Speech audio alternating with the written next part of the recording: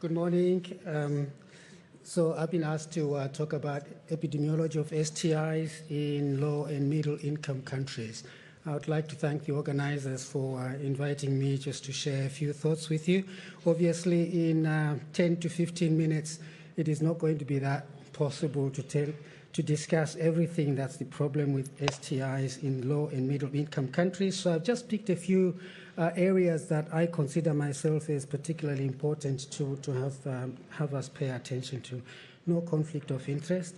So WHO published this data in 2012 to say that there are about 360 million new cases of STIs, about 1 million new cases of STIs per day. And this is talking about the four STIs, the four bacterial and three bacterial and trichomoniasis. If you think about it, that's a lot of STIs per day, and that doesn't include herpes simplex, and it doesn't include HPV. When these figures come out, in most instances, we just look at them and pass on without actually taking cognizance of the fact that this is a lot of morbidity out there.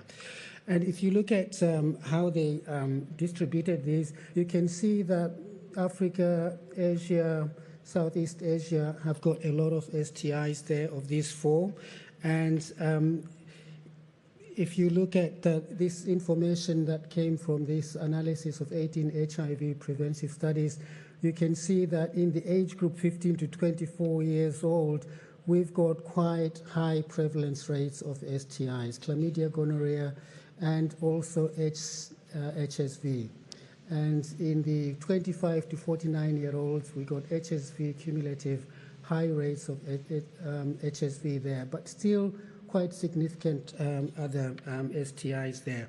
And yet, our control measures are really losing ground. So we're seeing in different parts of the world increases in the STIs that we thought we were going to control. So in Malaysia, showing that syphilis is on the increase and cases of syphilis are quite high. In China, again, syphilis rates going up, and these are the cases reported, the growth rate and the annual syphilis rates reported. If you look at Sri Lanka, these are the common STIs reported to the National STD/AIDS Control Program, and you can see that syphilis is still there, other STIs, and we've also got non-gonococcal infections more or less predominating as bacterial, and we have herpes simplex and genital warts. So we still have a big problem with the common STIs as well as the viral STIs. And this is the Sri Lanka data again. And if you look at laboratory analysis in Thailand, for example, again here we've got gonorrhea going up when they've sort of been doing laboratory work there. We got rates of syphilis also going up. So we've sort of lost ground really when you do the analysis. And in sub-Saharan Africa, the reports of STIs are done by syndromes. And here's data from Malawi Syndromes, again showing urethral discharge, gonorrhea going up significantly, and with not much response really. These are information data that are available in the reports, and not much information and action at the country level. Over the years, if you look at data in the African context, we've seen a change in epidemiology where at one time chancroid was the commonest cause of genital ulcer disease, with herpes simplex being one of the fewer causes, and with quite a number of lesions without any detection. And after the 90s, herpes simplex started to predominate, with chancroid virtually reducing or disappearing. If you look at this nicely done Botswana data comparing 1993 to 2002, was showing that with the syndromic approach, syphilis serology was coming down, Haemophilus ducreae chancroid was virtually disappearing, and HSV was going up, and HIV, we all know what happened to that. And that was not only that wasn't the only place where this was happening. In the studies in Masaka that were looking at HIV transmission, when they looked at the STIs, again, you could see that the genital ulcer disease was predominantly herpes.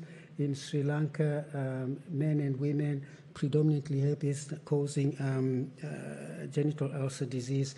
More recently, in this publication, in 2015, using MPR,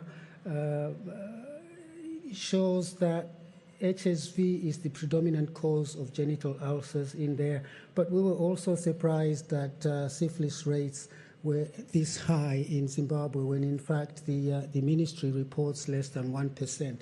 But here you can see that the control is just not there. And in South Africa, a similar picture showing herpes simplex being really the main cause of genital ulcer disease. In Zimbabwe here, there was no Haemophilus ducreae detected. In South Africa, they had one case of Haemophilus ducreae and one case of LGV out of the 366 participants that were screened.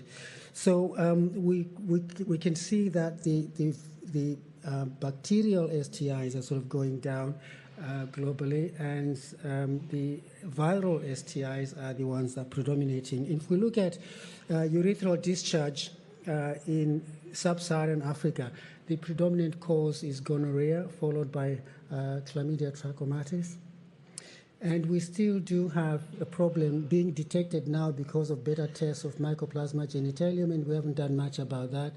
And we have Trichomonas vaginalis, and in some instances, no diagnosis is made. And if we look at the overall, in South Africa, again, Neisseria gonorrhea is the main cause of urethral discharge in men.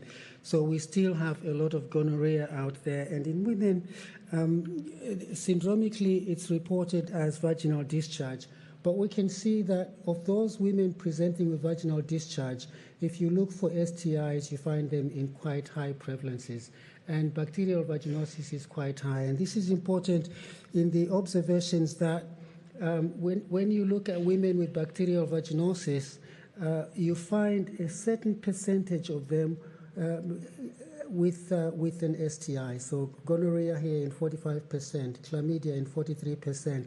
And women with candidiasis, again, a percentage, 35% and 45% with STIs. So although vaginal discharge is predominantly caused by Trichomonas vaginalis and BV and Trichomonas vaginalis, the other STIs are still present in there, and without diagnostics, we miss this out. And what's important here also is the association that we've just been talking about of HIV prevalence among patients presenting with STIs. If you look at genital ulcer disease, you have 53% presenting positive with HIV. Vaginal discharge, a significant proportion with HIV. Male urethral discharge, a significant proportion with HIV. You cannot just separate these STIs and HIV. They have to be together. And the other problem that we are encountering now is that of antimicrobial resistance. WHO has got a gonococcal antimicrobial surveillance program, and more countries are participating in this cumulatively now at 65 countries. But if you look at where the problem of gonorrhea is and where this surveillance is being done for antimicrobial resistance, you see gaps in Africa. All these blank white sort of spaces there is no data on antimicrobial resistance surveillance, there is no data on STI surveillance, and yet if you do on-the-spot studies, you find the biggest problem of gonorrhea, which is the one that's giving us a problem with antimicrobial resistance, is predominant in those settings. So there's a discrepancy, there's a mismatch here. And in South Africa, they have, over the years, done some studies on antimicrobial resistance, looking at penicillin, tetracycline, ciprofloxacin, as well as the cephalosporins. And you can see this interesting rise in antimicrobial resistance in quinolones, ciprofloxacin particularly, even though they changed and stopped using ciprofloxacin in 2008, 2009, resistance in gonorrhea, Neisseria gonorrhea to quinolones has continued to rise.